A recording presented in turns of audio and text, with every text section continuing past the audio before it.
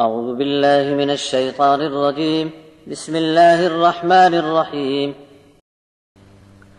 ألف لام ميم را تلك آيات الكتاب والذي أنزل إليك من ربك الحق ولكن أكثر الناس لا يؤمنون. الله الذي رفع السماوات بغير عمد ترونها ثم استوى على العرش وسخر الشمس والقمر كل يجري لأجل مسمى يدبر الأمر يفصل الآيات لعلكم بلقاء ربكم توقنون.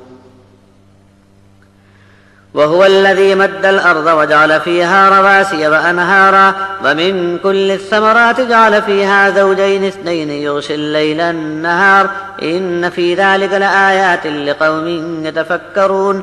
وفي الأرض قطع متجاورات وجنات من أعناب وزرع ونخيل صنوان وغير صنوان يسقى بماء واحد ونفضل بعضها على بعض في الأكل إن في ذلك لآيات لقوم يعقلون.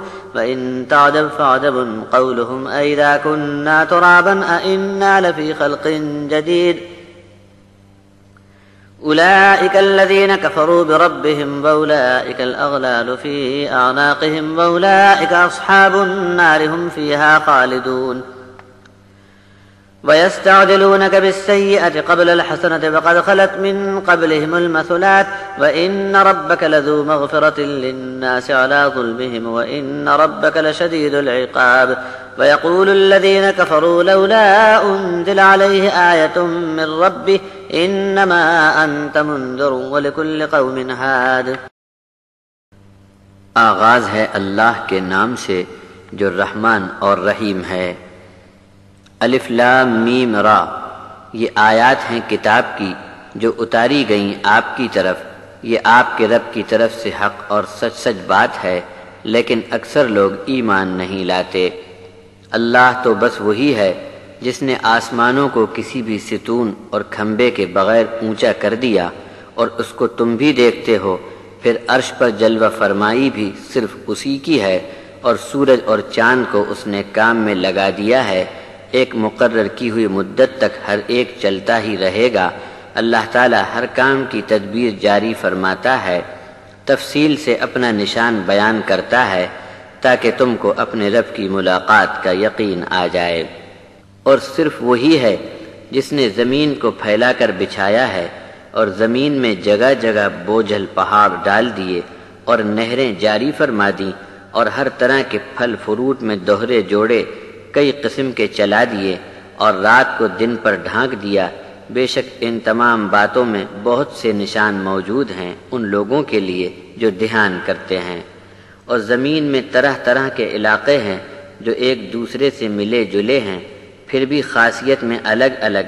باغ بغیچے انگور و کھیتیاں ہر طرح کی اور کھجور کے درخت کوئی ایک جڑ پر ہوتا ہے اور کبھی ایک جڑ میں بہت سے تنے پھوٹ نکلتے ہیں.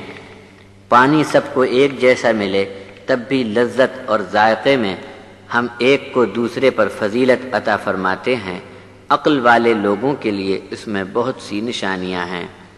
اور قدرت الہی دیکھ کر اگر آپ کو تعجب ہو تو ان کی بات پر بھی تعجب ہے جب انہوں نے یہ کہا کہ کیا جب ہم مر کر مٹی ہو جائیں گے تب کیا پھر نئی پیدائش میں لائے جائیں گے.